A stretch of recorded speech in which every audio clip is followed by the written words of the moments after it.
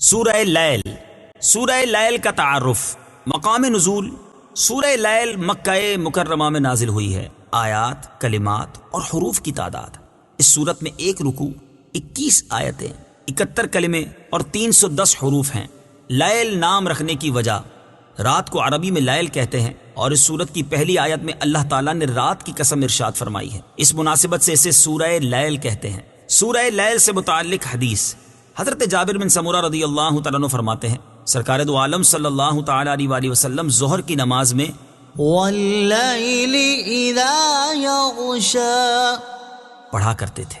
سورہ لیل کے مضامین: اس سورت کا مرکزی مضمون یہ ہے کہ اس میں انسان کے عمل اور آخرت میں اس کی جزا کے بارے میں بیان کیا گیا ہے، اور اس میں یہ مضامین بیان ہوئے ہیں۔ نمبر 1، اس سورت کی ابتدائی آیات میں رات، دن اور مذکر و مؤنث کو پیدا کرنے والے رب تعالیٰ کی قسم ذکر کر کے ارشاد فرمایا گیا کہ اے لوگو، بے شک تمہارے اعمال جدا گانا ہے، کہ کوئی جنت کے لیے عمل کرتا ہے اور کوئی جہنم کے لیے عمل کرتا ہے۔ نمبر 2، اللہ تعالیٰ کی راہ میں مال خرچ کرنے والے، ممنوع و حرام کاموں سے بچنے والے اور دین اسلام کو سچا ماننے والے کی فضیلت بیان کی گئی، اور راہ خدا میں مال خرچ کرنے میں بخل کرنے والے، ثواب اور آخرت سے بے پرواہ بننے والے اور دین اسلام کو جھٹلانے والے کے بارے میں وعید بیان کی گئی ہے۔ نمبر 3، یہ بتایا گیا کہ ہدایت دینا اللہ تعالیٰ کے ذمہ کرم پر ہے، اور وہی دنیا و آخرت کا مالک ہے۔ نمبر 4، اللہ تعالیٰ نے نار جہنم کے عذاب سے ڈرایا اور بتایا کہ یہ عذاب اسے ملے گا جس نے قرآن مجید اور حضور پر نور صلی اللہ تعالیٰ علیہ وآلہ وسلم کی نبوت کا انکار کیا۔ نمبر 5، اس سورت کے آخر میں یہ بیان کیا گیا کہ جس نے کسی کا بدلہ اتارنے اور ریاکاری اور نمائش کے طور پر مال خرچ نہیں کیا، بلکہ صرف اللہ تعالیٰ کی بارگاہ میں پاکیزگی حاصل کرنے کے ارادے سے مال خرچ کیا، تو اسے اس آگ سے دور رکھا جائے گا اور وہ اللہ تعالیٰ کے بے پناہ انعامات پر خوش ہو جائے گا۔ ان آیات کا مصداق حضرت ابوبکر صدیق رضی اللہ تعالی عنہ ہیں۔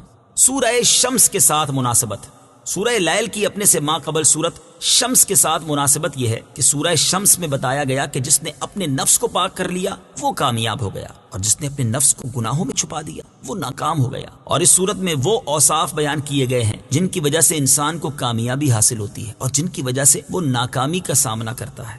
بسم اللہ الرحمن الرحیم۔ ترجمہ: اللہ کے نام سے شروع جو نہایت مہربان رحمت والا ہے۔ واللیل اذا یغشا والنہار اذا تجلی وما خلق الذکر والانثى۔ ترجمہ: اور رات کی قسم جب چھا جائے اور دن کی جب چمکے، اور مذکر اور مؤنث کو پیدا کرنے والے کی۔ واللیل اذا یغشا، اور رات کی قسم جب چھا جائے۔ تفسیر صراط الجنان میں ہے، ارشاد فرمایا کہ رات کی قسم جب وہ جہان پر اپنی تاریکی سے چھا جائے۔ اللہ تعالیٰ نے رات کی قسم اس لیے ارشاد فرمائی کہ وہ ساری مخلوق کے سکون کا وقت ہے، اور رات میں ہر جاندار اپنے ٹھکانے پر آتا ہے، اور اس میں مخلوق حرکت و بے قراری سے پرسکون ہوتی ہے اور ان پر نیند چھا جاتی ہے، جسے اللہ تعالیٰ نے ان کے بدنوں کے لیے راحت اور ان کی ارواح کے لیے غذا بنایا ہے، اور اس وقت اللہ تعالیٰ کی بارگاہ کے مقبول بندے سچی نیاز بندی کے ساتھ مناجات میں مشغول ہوتے ہیں۔ والنہار اذا تجلی، اور دن کی جب چمکے۔ تفسیر صراط الجنان میں ہے، ارشاد فرمایا کہ اور دن کی قسم جب وہ چمکے اور رات کے اندھیرے کو دور کر دے۔ اللہ تعالیٰ نے دن کی قسم اس لیے ارشاد فرمائی کہ وہ رات کی تاریکی دور ہونے کا، سونے والوں کے بیدار ہونے کا، جانداروں کے حرکت کرنے کا اور معاش کی طلب میں مشغول ہونے کا وقت ہے۔ رات اور دن اللہ تعالیٰ کی نعمتیں اور اس کی قدرت کی نشانیاں ہیں۔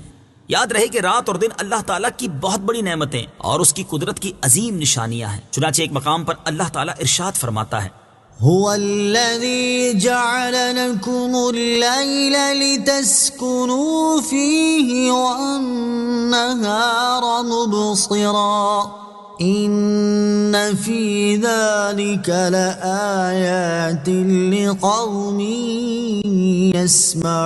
يسمعون۔ ترجمہ: وہی ہے جس نے تمہارے لیے رات بنائی تاکہ اس میں سکون حاصل کرو، اور دن کو آنکھیں کھولنے والا بنایا، بے شک اس میں سننے والوں کے لیے نشانیاں ہیں۔ اور ارشاد فرماتا ہے، وَجَعَلْنَا اللَّيْلَ وَالنَّهَارَ آيَتَيْنِ فَمَحَوْنَا آيَةَ اللَّيْلِ وَجَعَلْنَا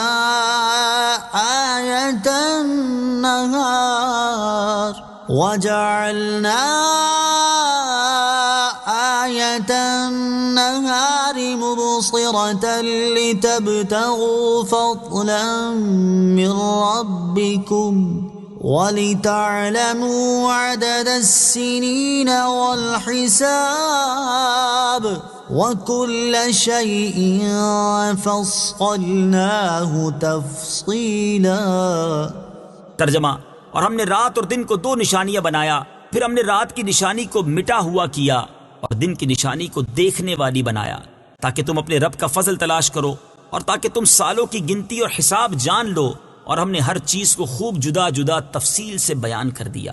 اسی طرح رات کے بعد دن کا آنا اور دن کے بعد رات کا آنا بھی اللہ تعالیٰ کی بہت بڑی نعمت ہے، کیونکہ اگر قیامت تک ہمیشہ رات ہی رہے تو مخلوق کے لیے اپنی معاشی ضروریات پورا کرنا ممکن نہ رہے گا، اور اگر قیامت تک ہمیشہ دن ہی رہے تو مخلوق کا چین، سکون اور راحت ختم ہو جائے گی۔ عقل مند لوگ اس میں بھی غور کر کے اللہ تعالیٰ کی قدرت اور اس کی وحدانیت کے بارے میں جان سکتے ہیں۔ چنانچہ اللہ تعالیٰ ارشاد فرماتا ہے: يقلب الله الليل والنهار إن في ذلك لعبرة لأولي الأبصار۔ ترجمہ: اللہ رات اور دن کو تبدیل فرماتا ہے، بے شک اس میں آنکھ والوں کے لیے سمجھنے کا مقام ہے۔ اور ارشاد فرماتا ہے: قل أرأيتم إن جعل الله عليكم الليل سرمدا إلى يوم القيامة من إله غير الله يأتيكم بضياء أفلا تسمعون۔ قل أرأيتم إن جعل الله عليكم النهار سرمدا إلى يوم القيامة من إله غير الله يأتيكم بليل تسكنون فيه افلا تبصرون۔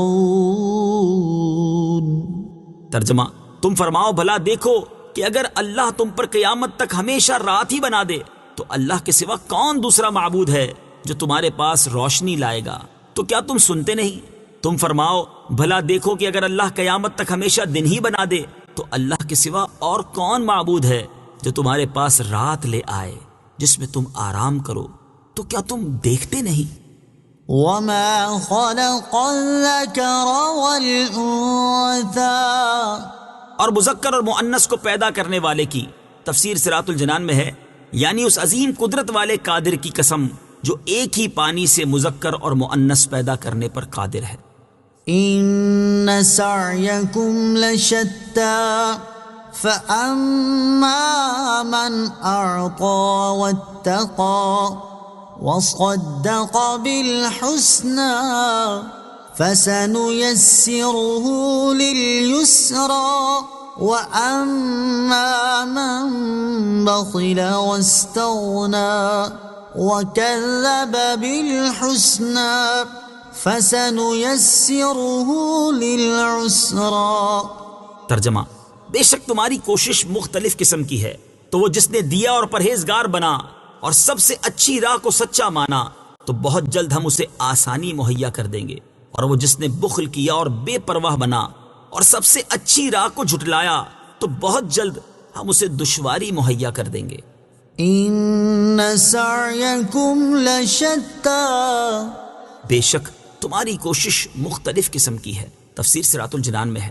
شان نزول: امیہ بن خلف حضرت بلال رضی اللہ تعالیٰ عنہ کو، جو کہ اس کی غلامی میں تھے، دین سے منحرف کرنے کے لیے طرح طرح کی تکلیفیں دیتا اور انتہائی ظلم اور سختیاں کرتا تھا۔ ایک دن حضرت ابوبکر صدیق رضی اللہ تعالیٰ عنہ نے دیکھا کہ امیہ نے حضرت بلال کو گرم زمین پر ڈال کر تپتے ہوئے پتھر ان کے سینے پر رکھے ہیں، اور اس حال میں بھی ایمان کا کلمہ ان کی زبان پر جاری ہے۔ تو آپ رضی اللہ تعالیٰ عنہ نے امیہ سے فرمایا: اے بدنصیب، تو ایک خدا پرست پر ایسی سختیاں کر رہا ہے۔ اس نے کہا: آپ کو اس کی تکلیف ناگوار ہے تو اسے خرید لیجئے۔ آپ رضی اللہ تعالی عنہ نے مہنگی قیمت پر ان کو خرید کر آزاد کر دیا۔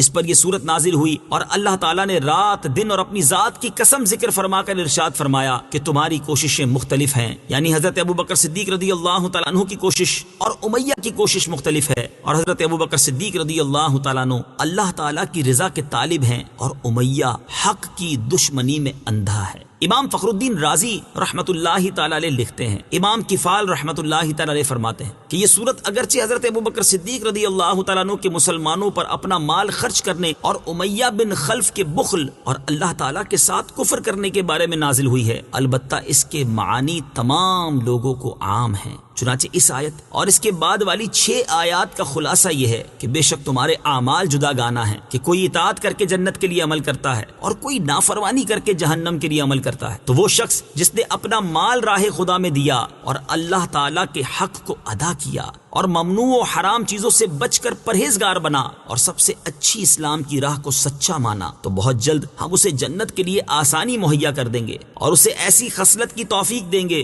جو اس کے لیے آسانی اور راحت کا سبب ہو، اور وہ ایسے عمل کرے جن سے اس کا رب عز و جل راضی ہو۔ اور وہ شخص جس نے بخل کیا اور اپنا مال نیک کاموں میں خرچ نہ کیا اور اللہ تعالیٰ کے حق ادا نہ کیے اور ثواب اور آخرت کی نعمت سے بے پرواہ بنا اور سب سے اچھی اسلام کی راہ کو جھٹلایا، تو بہت جلد ہم اسے ایسی خصلت مہیا کر دیں گے جو اس کے لیے دشواری اور شدت کا سبب ہو اور اسے جہنم میں پہنچا دے۔ آیت ان سعیکم لشتی سے حاصل ہونے والی معلومات۔ اس آیت سے 2 باتیں معلوم ہوئی۔ نمبر 1، حضرت ابوبکر صدیق رضی اللہ تعالی عنہ برحق مومن، صحابی اور بڑے متقی ہیں کہ انہیں اللہ تعالیٰ نے کفار سے مختلف قرار دیا۔ نمبر 2، تمام انسان یکساں نہیں ہیں، بلکہ مومن اور کافر، متقی اور فاسق، دنیا دار اور دیندار مختلف ہیں، ان کے اعمال اور ان کی کوششیں جدا گانا ہیں۔ اسی چیز کو بیان کرتے ہوئے ایک اور مقام پر اللہ تعالیٰ ارشاد فرماتا ہے، لا يستوي اصحاب النار واصحاب الجنة اصحاب الجنة هم الفائزون۔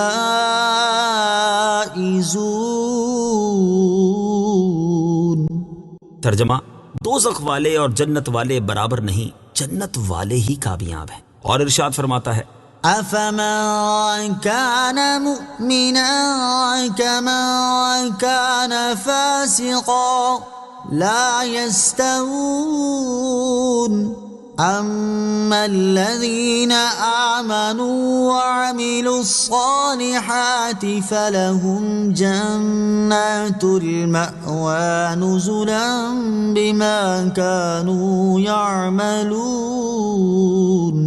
وَأَمَّا الَّذِينَ فَسَقُوا فَمَأْوَاهُمُ النَّارُ كُلَّمَا أَرَادُوا أَن يَخْرُجُوا مِنْهَا أُعِيدُوا فِيهَا وَقِيلَ لَهُمْ ذُوقُوا عَذَابَ النَّارِ الَّذِي كُنتُم بِهِ تُكَذِّبُونَ۔ ترجمہ، تو کیا جو ایمان والا ہے وہ اس جیسا ہو جائے گا جو نافرمان ہے؟ یہ برابر نہیں ہیں۔ بہرحال جو ایمان لائے اور انہوں نے اچھے کام کیے تو ان کے لیے ان کے اعمال کے بدلے میں مہمانی کے طور پر رہنے کے باغات ہیں، اور وہ جو نافرمان ہوئے تو ان کا ٹھکانہ آگ ہے، جب کبھی اس میں سے نکلنا چاہیں گے تو پھر اسی میں پھیر دیے جائیں گے، اور ان سے کہا جائے گا اس آگ کا عذاب چکھو جسے تم جھٹلاتے تھے۔ اور ارشاد فرماتا ہے، ام حسب الذين اجترحوا السيئات ان نجعلهم كالذين آمنوا وعملوا الصالحات سواء محياهم ومماتهم ساء ما يحكمون۔ ترجمہ، کیا جن لوگوں نے برائیوں کا ارتکاب کیا وہ یہ سمجھتے ہیں کہ ہم انہیں ان جیسا کر دیں گے جو ایمان لائے، اور جنہوں نے اچھے کام کیے کیا ان کی زندگی اور موت برابر ہوگی؟ وہ کیا ہی برا حکم لگاتے ہیں۔ اور ارشاد فرماتا ہے، أَمْ نَجْعَلُ الَّذِينَ آمَنُوا وَعَمِلُوا الصَّالِحَاتِ كَالْمُفْسِدِينَ فِي الْأَرْضِ أَمْ نَجْعَلُ الْمُتَّقِينَ كَالْفُجَّارِ۔ ترجمہ: کیا ہم ایمان لانے والوں اور اچھے اعمال کرنے والوں کو زمین میں فساد پھیلانے والوں کی طرح کر دیں گے، یا ہم پرہیزگاروں کو نافرمانوں جیسا کر دیں گے؟ راہ خدا میں مال خرچ کرنے، حرام کاموں سے بچنے اور دین اسلام کو سچا ماننے کے فضائل۔ آیت نمبر 5 اور 6 میں 3 نیک کاموں کا بطور خاص ذکر فرمایا گیا۔ نمبر 1، اللہ تعالیٰ کی راہ میں مال خرچ کرنا۔ نمبر 2، ممنوع و حرام کاموں سے بچنا۔ نمبر 3، دین اسلام کو سچا ماننا۔ اس مناسبت سے یہاں ان نیک کاموں کے فضائل ملاحظہ ہوں۔ چنانچہ راہ خدا میں خرچ کرنے کے حوالے سے ایک اور مقام پر اللہ تعالیٰ نے ارشاد فرمایا: مثل الذين ينفقون أموالهم في سبيل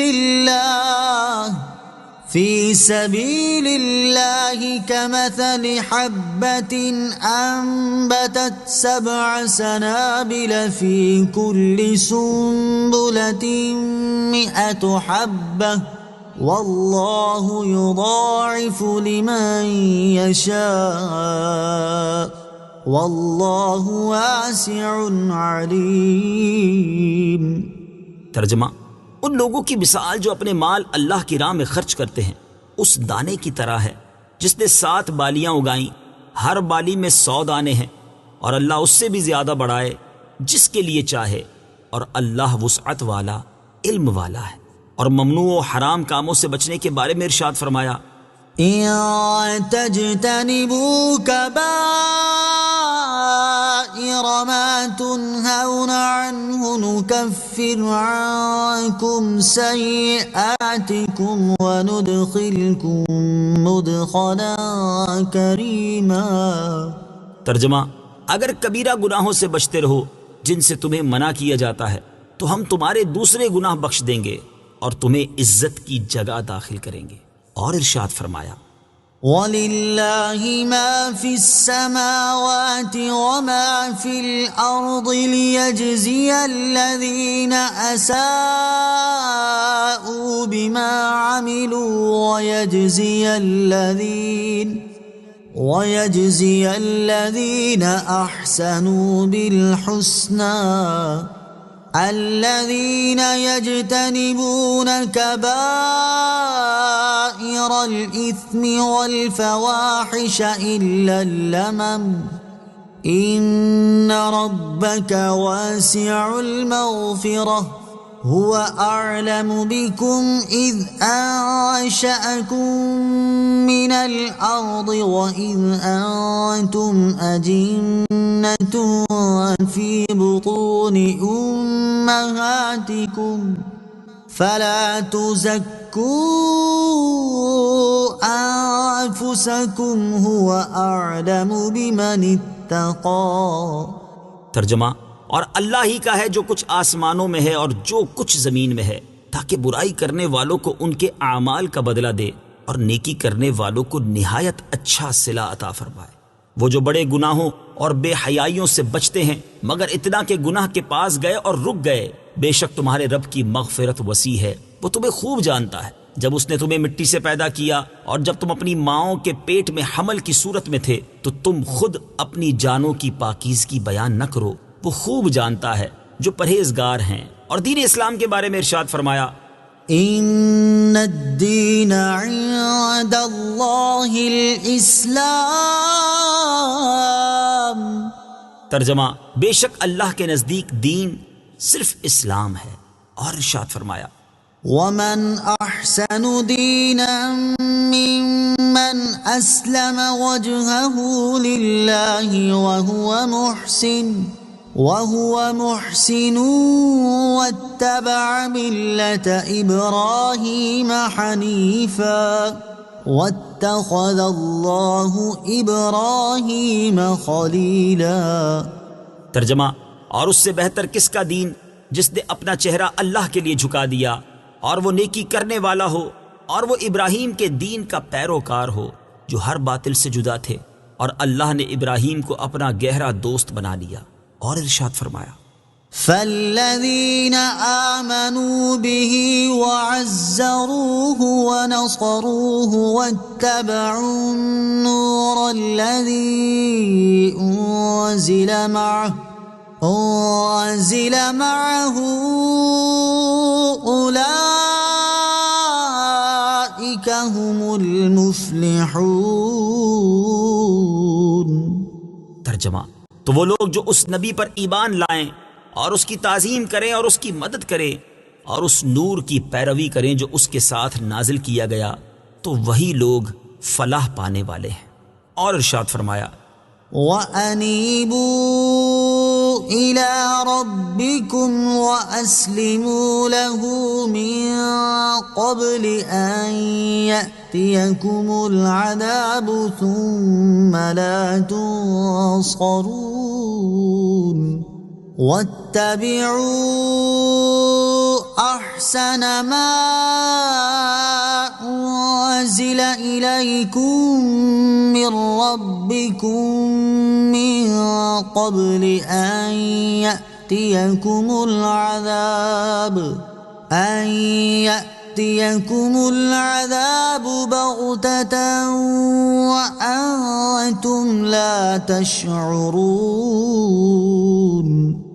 ترجمہ: اور اپنے رب کی طرف رجوع کرو اور اس وقت سے پہلے اس کے حضور گردن رکھو کہ تم پر عذاب آئے پھر تمہاری مدد نہ کی جائے، اور تمہارے رب کی طرف سے جو بہترین چیز تمہاری طرف نازل کی گئی ہے اس کی اس وقت سے پہلے پیروی اختیار کر لو کہ تم پر اچانک عذاب آ جائے اور تمہیں خبر بھی نہ ہو. اللہ تعالی ہمیں اپنی راہ میں مال خرچ کرنے، حرام و ناجائز اور ممنوع کاموں سے بچنے کی اور دین اسلام پر استقامت کی توفیق عطا فرمائے.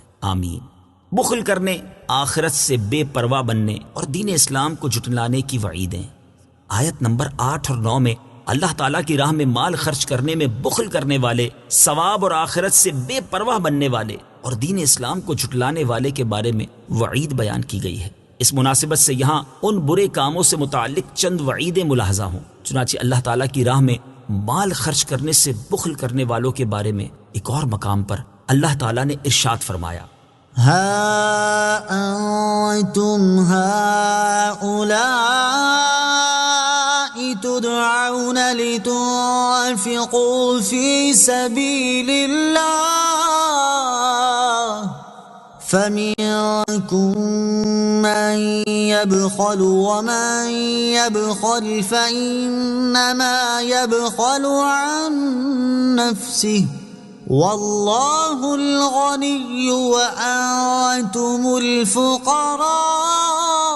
الفقراء وإن تتولوا يستبدل قوما غيركم ثم لا يكونوا أمثالكم. ترجمہ: ہاں یہ تم ہو جو بلائے جاتے ہو تاکہ تم اللہ کی راہ میں خرچ کرو، تو تم میں کوئی بخل کرتا ہے اور جو بخل کرے وہ اپنی ہی جان سے بخل کرتا ہے، اور اللہ بے نیاز ہے اور تم سب محتاج ہو، اور اگر تم منہ پھیرو گے تو وہ تمہارے سوا اور لوگ بدل دے گا، پھر وہ تم جیسے نہ ہوں گے. اور ارشاد فرمایا: وَلَا يَحْسَبَنَّ الَّذِينَ يَبْخَلُونَ بِمَا آتَاهُمُ اللَّهُ مِنْ فَضْلِهِ هُوَ خَيْرًا لَهُمْ بَلْ هُوَ شَرٌّ لَهُمْ سَيُطَوَّقُونَ مَا بَخِلُوا بِهِ يَوْمَ الْقِيَامَةِ وَلِلَّهِ مِيرَاثُ السَّمَاوَاتِ وَالْأَرْضِ وَاللَّهُ بِمَا تَعْمَلُونَ خَبِيرٌ. ترجمہ: اور جو لوگ اس چیز میں بخل کرتے ہیں جو اللہ نے انہیں اپنے فضل سے دی ہے، وہ ہرگز اسے اپنے لیے اچھا نہ سمجھیں، بلکہ یہ بخل ان کے لیے برا ہے. ان قریب قیامت کے دن ان کے گلوں میں اسی مال کا توق بنا کر ڈالا جائے گا جس میں انہوں نے بخل کیا تھا، اور اللہ ہی آسمانوں اور زمین کا وارث ہے، اور اللہ تمہارے تمام کاموں سے خبردار ہے. اور اللہ تعالیٰ کے ثواب اور آخرت سے بے پرواہ بننے والے کے بارے میں ارشاد فرمایا: کلا ان الانسان لیطغى ان رآه استغنى ان إلى ربك الرجعى. ترجمہ: ہاں ہاں، بے شک آدمی سرکشی کرتا ہے اس بنا پر کہ اپنے آپ کو غنی سمجھ لیا، بے شک تیرے رب ہی کی طرف لوٹنا ہے. اور ارشاد فرمایا: من كان يريد الحياة الدنيا وزينتها نوف إليهم أعمالهم فيها وهم فيها لا يبخسون. أولئك الذين ليس لهم في الآخرة إلا النار وحبط ما صنعوا فيها وباطل ما كانوا يعملون. ترجمہ: جو دنیا کی زندگی اور اس کی زینت چاہتا ہو تو ہم دنیا میں انہیں ان کے اعمال کا پورا بدلہ دیں گے اور انہیں دنیا میں کچھ کم نہ دیا جائے گا. یہ وہ لوگ ہیں جن کے لیے آخرت میں آگ کے سوا کچھ نہیں، اور دنیا میں جو کچھ انہوں نے کیا وہ سب برباد ہو گیا اور ان کے اعمال باطل ہیں.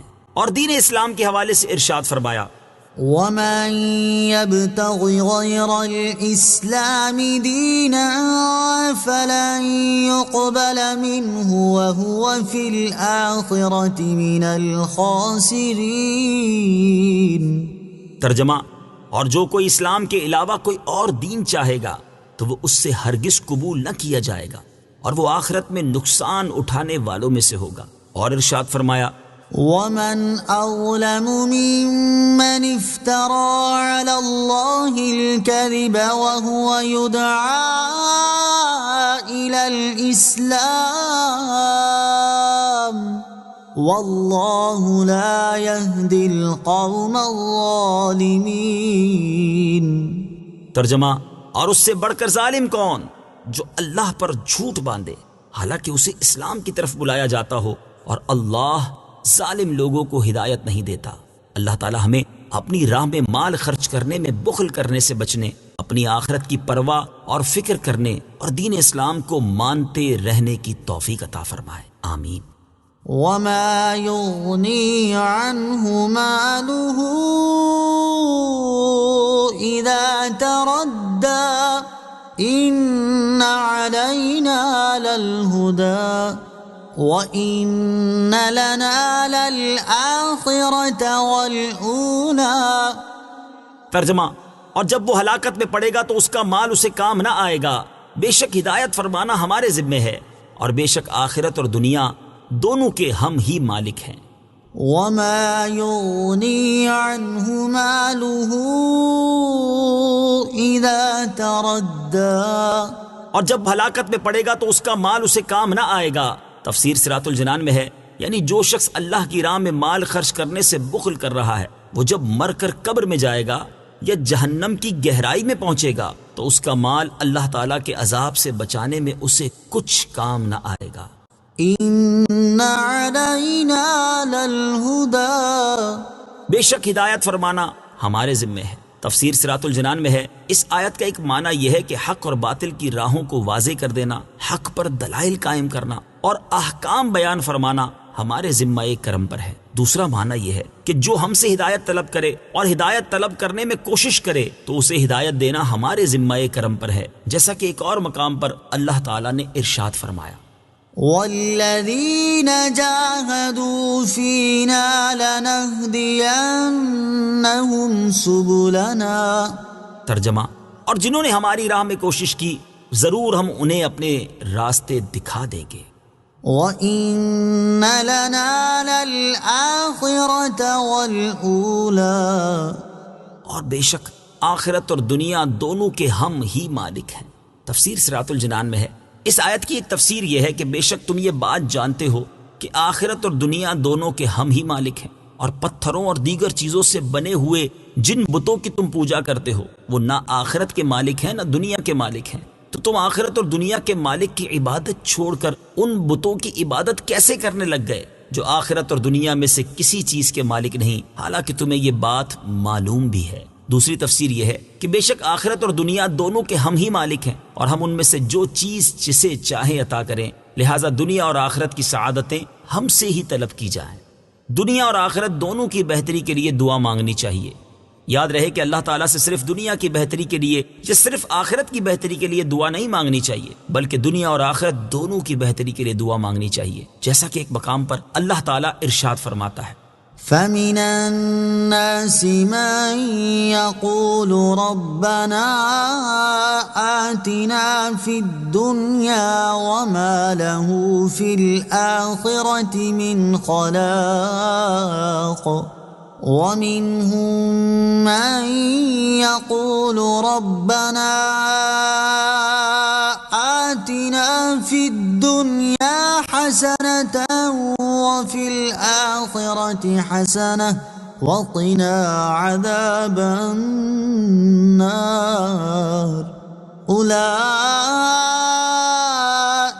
لَهُمْ نَصِيبٌ مِّمَّا كَسَبُوا وَاللَّهُ سَرِيعُ الْحِسَابِ۔ ترجمہ، اور کوئی آدمی یوں کہتا ہے کہ اے ہمارے رب ہمیں دنیا میں دے دے اور آخرت میں اس کا کچھ حصہ نہیں، اور کوئی یوں کہتا ہے کہ اے ہمارے رب ہمیں دنیا میں بھلائی عطا فرما اور ہمیں آخرت میں بھی بھلائی عطا فرما اور ہمیں دوزخ کے عذاب سے بچا، ان لوگوں کے لیے ان کے کمائے ہوئے اعمال سے حصہ ہے اور اللہ جلد حساب کرنے والا ہے۔ اور حضرت انس بن مالک رضی اللہ تعالی عنہ فرماتے ہیں کہ تاجدار رسالت صلی اللہ تعالی علیہ وآلہ وسلم اکثر یہ دعا فرمایا کرتے تھے ربنا آتنا فی الدنیا حسنة وفی الآخرة حسنة وقنا عذاب النار۔ اے ہمارے رب ہمیں دنیا میں بھلائی عطا فرما اور ہمیں آخرت میں بھی بھلائی عطا فرما اور ہمیں دوزخ کے عذاب سے بچا۔ اللہ تعالیٰ کے نیک بندوں سے دین و دنیا کی بھلائیاں طلب کرنا جائز ہے۔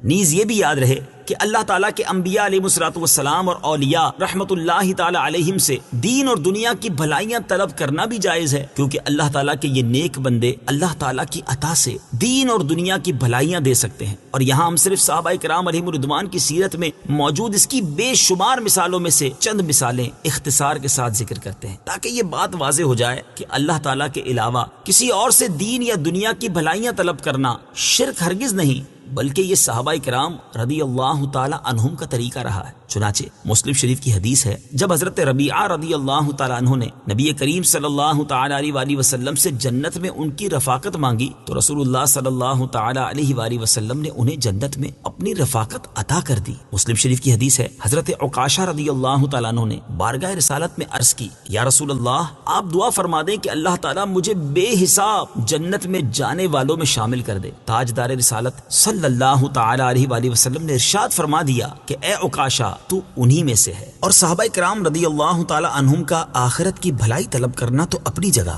جب کھجور کے ایک تنے سے نبی کریم صلی اللہ تعالی علیہ وسلم نے فرمایا کہ اگر تو چاہے تو میں تجھے اس باغ میں لوٹا دوں جہاں تو تھا، اور اگر تو چاہے تو میں تجھے جنت میں بو دوں تاکہ جنت میں تیرے پھل اللہ تعالیٰ کے اولیاء کھائیں، اور اس نے عرض کی کہ مجھے جنت میں لگا دیں، تو نبی کریم صلی اللہ تعالی علیہ وآلہ وسلم نے فرمایا میں نے ایسا کر دیا، یعنی تجھے جنت میں لگا دیا۔ بخاری شریف کی حدیث ہے، غزوہ خیبر کے موقع پر جب حضرت سلمہ بن اکوا رضی اللہ تعالیٰ عنہ کی پنڈلی پر چوٹ لگ گئی اور وہ بارگاہ رسالت میں حاضر ہو گئے تو رسول اللہ صلی اللہ تعالی علیہ وآلہ وسلم نے ان کی پنڈلی کو درست کر دیا۔ اور مدینہ منورہ میں رہنے والوں نے ایک بار حضرت عائشہ صدیقہ رضی اللہ تعالی عنہا سے قحط کے بارے میں عرض کی تو انہوں نے رسول کریم صلی اللہ تعالی علیہ وآلہ وسلم کے روضہ انور کی چھت میں روشن دان بنانے کا حکم دیا، اور جب روشن دان بنایا گیا تو اس قدر بارش برسی کہ گھاس اگائی اور اونٹ موٹے تازے ہو گئے۔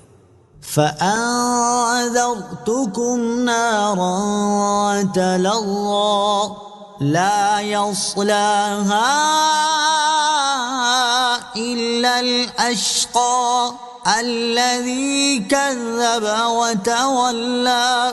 ترجمہ، تو میں تمہیں اس آگ سے ڈراتا ہوں جو بھڑک رہی ہے، اس میں بڑا بدبخت ہی داخل ہوگا جس نے جھٹلایا اور منہ پھیرا۔ فَأَنذَرْتُكُمْ نَارًا تَلَظَّى، تو میں تمہیں اس آگ سے ڈراتا ہوں جو بھڑک رہی ہے۔ تفسیر صراط الجنان میں ہے، اس آیت اور اس کے بعد والی 2 آیات کا خلاصہ یہ ہے کہ اے اہل مکہ، میں تمہیں اس قرآن کے ذریعے اس آگ سے ڈراتا ہوں جو بھڑک رہی ہے، اس میں بڑا بدبخت ہی ہمیشہ کے لیے لازمی طور پر داخل ہوگا، اور بڑا بدبخت وہ ہے جس نے میرے حبیب صلی اللہ تعالی علیہ وآلہ وسلم کو جھٹلایا اور ان پر ایمان لانے سے اس نے منہ پھیرا۔ وَسَيُجَنَّبُهَا الْأَتْقَى الَّذِي يُؤْتِي مَالَهُ يَتَزَكَّى۔ ترجمہ، اور سب سے بڑے پرہیزگار کو اس آگ سے دور رکھا جائے گا جو اپنا مال دیتا ہے تاکہ اسے پاکیزگی ملے۔ وَسَيُجَنَّبُهَا الْأَتْقَى، اور سب سے بڑے پرہیزگار کو اس آگ سے دور رکھا جائے گا۔ تفسیر صراط الجنان میں ہے اس آیت اور اس کے بعد والی آیت کا خلاصہ یہ ہے کہ اور سب سے بڑے پرہیزگار کو اس بھڑکتی آگ سے دور رکھا جائے گا، اور سب سے بڑا پرہیزگار وہ ہے جو اللہ تعالیٰ کی راہ میں اپنا مال ریاکاری اور نمائش کے طور پر خرچ نہیں کرتا، بلکہ اس لیے خرچ کرتا ہے تاکہ اسے اللہ تعالیٰ کی بارگاہ میں پاکیزگی ملے۔ حضرت ابوبکر صدیق رضی اللہ تعالی عنہ کے فضائل۔ امام علی بن محمد خازن رحمت اللہ تعالی علیہ فرماتے ہیں، تمام مفسرین کے نزدیک اس آیت میں سب سے بڑے پرہیزگار سے مراد حضرت ابوبکر صدیق رضی اللہ تعالی عنہ ہیں۔ اس سے حضرت ابوبکر صدیق رضی اللہ تعالی عنہ کے 6 فضائل معلوم ہوئے۔ نمبر 1، دنیا میں ان سے کوئی گناہ سرزد نہ ہوگا۔ نمبر 2، انہیں جہنم سے بہت دور رکھا جائے گا۔ نمبر 3، جہنم سے دور رکھے جانے میں ان کے لیے جنتی ہونے کی بشارت ہے۔ نمبر 4، سید المرسلین صلی اللہ تعالی علیہ وآلہ وسلم کی امت میں سب سے بڑے متقی اور پرہیزگار حضرت ابوبکر صدیق رضی اللہ تعالی عنہ ہیں۔ نمبر 5، حضرت ابوبکر صدیق رضی اللہ تعالی عنہ کے تمام صدقات و خیرات قبول ہیں۔ نمبر 6، حضرت ابوبکر صدیق رضی اللہ تعالیٰ عنہ کے ہر صدقے میں اعلیٰ درجے کا اخلاص ہے جس کی گواہی رب تعالیٰ دے رہا ہے۔ نوٹ، حضرت ابوبکر صدیق رضی اللہ تعالیٰ عنہ کی افضلیت سے متعلق اہم معلومات حاصل کرنے کے لیے فتاوی رضویہ کی 28ویں جلد میں موجود اعلیٰ حضرت امام احمد رضا خان علیہ الرحمۃ الرحمان کے رسالے الزلال الانقا من بحر سبقۃ الاتقا حضرت ابوبکر صدیق رضی اللہ تعالیٰ عنہ کی افضلیت کا بیان کا مطالعہ فرمائیں۔ وَمَا لِأَحَدٍ عِندَهُ مِن نِّعْمَةٍ تُجْزَى إِلَّا ابْتِغَاءَ وَجْهِ رَبِّهِ الْأَعْلَى وَلَسَوْفَ يَرْضَى۔ ترجمہ، اور کسی کا اس پر کچھ احسان نہیں جس کا بدلہ دیا جانا ہو، صرف اپنے سب سے بلند شان والے رب کی رضا تلاش کرنے کے لیے، اور بے شک قریب ہے کہ وہ خوش ہو جائے گا۔ وَمَا لِأَحَدٍ عِندَهُ مِن نِّعْمَةٍ تُجْزَى، اور کسی کا اس پر کچھ احسان نہیں جس کا بدلہ دیا جانا ہو۔ شان نزول، جب حضرت صدیق اکبر رضی اللہ تعالیٰ عنہ نے حضرت بلال رضی اللہ تعالیٰ عنہ کو بہت مہنگی قیمت پر خرید کر آزاد کیا تو کفار کو حیرت ہوئی، اور انہوں نے کہا کہ حضرت صدیق رضی اللہ تعالیٰ عنہ نے ایسا کیوں کیا؟ شاید حضرت بلال کا ان پر کوئی احسان ہوگا جو انہوں نے اتنی مہنگی قیمت دے کر انہیں خریدا اور آزاد کر دیا۔ اس پر یہ آیت نازل ہوئی، اور اس آیت اور اس کے بعد والی آیت میں ظاہر فرما دیا گیا کہ حضرت ابوبکر صدیق رضی اللہ تعالیٰ عنہ کا یہ فعل محض اللہ تعالیٰ کی رضا کے لیے ہے، کسی کے احسان کا بدلہ نہیں، اور نہ ان پر حضرت بلال رضی اللہ تعالیٰ عنہ وغیرہ کا کوئی احسان ہے۔ یاد رہے کہ حضرت صدیق اکبر رضی اللہ تعالیٰ عنہ نے حضرت بلال رضی اللہ تعالیٰ عنہ کے علاوہ بھی بہت سے لوگوں کو ان کے اسلام کی وجہ سے خرید کر آزاد کیا، جیسے حضرت عامر بن فہیرہ، حضرت ام عمیس اور حضرت زہرہ رضی اللہ تعالیٰ عنہم۔ وَلَسَوْفَ يَرْضَى، اور بے شک قریب ہے کہ وہ خوش ہو جائے گا۔ تفسیر صراط الجنان میں ہے، یعنی بے شک قریب ہے کہ وہ اس نعمت و کرم سے خوش ہو جائے گا جو اللہ تعالیٰ ان کو جنت میں عطا فرمائے گا۔ اللہ تعالیٰ کی بارگاہ میں حضرت ابوبکر صدیق رضی اللہ تعالیٰ عنہ کا مقام، اس سے بھی حضرت ابوبکر صدیق رضی اللہ تعالیٰ عنہ کی شان اور اللہ تعالیٰ کی بارگاہ میں ان کا مقام معلوم ہوا کہ اللہ تعالیٰ نے اپنے حبیب صلی اللہ تعالیٰ علیہ وسلم سے ارشاد فرمایا، وَلَسَوْفَ يُعْطِيكَ رَبُّكَ فَتَرْضَى۔ ترجمہ، اور بے شک قریب ہے کہ تمہارا رب تمہیں اتنا دے گا کہ تم راضی ہو جاؤ گے، اور حضرت ابوبکر صدیق رضی اللہ تعالیٰ عنہ کے لیے فرمایا، وَلَسَوْفَ يَرْضَى۔ ترجمہ، اور بے شک قریب ہے کہ وہ خوش ہو جائے گا۔ طرز کلام دونوں مقبولوں سے یکساں ہے، سبحان اللہ۔ حضرت ابوبکر صدیق رضی اللہ تعالیٰ عنہ کی مبارک سیرت کے بارے میں جاننے کے لیے امیر اہل سنت دامت برکاتہم العالیہ کی کتاب عاشق اکبر اور المدینۃ العلمیہ کی کتاب فیضان صدیق اکبر کا مطالعہ فرمائیں۔ صدق اللہ العظیم.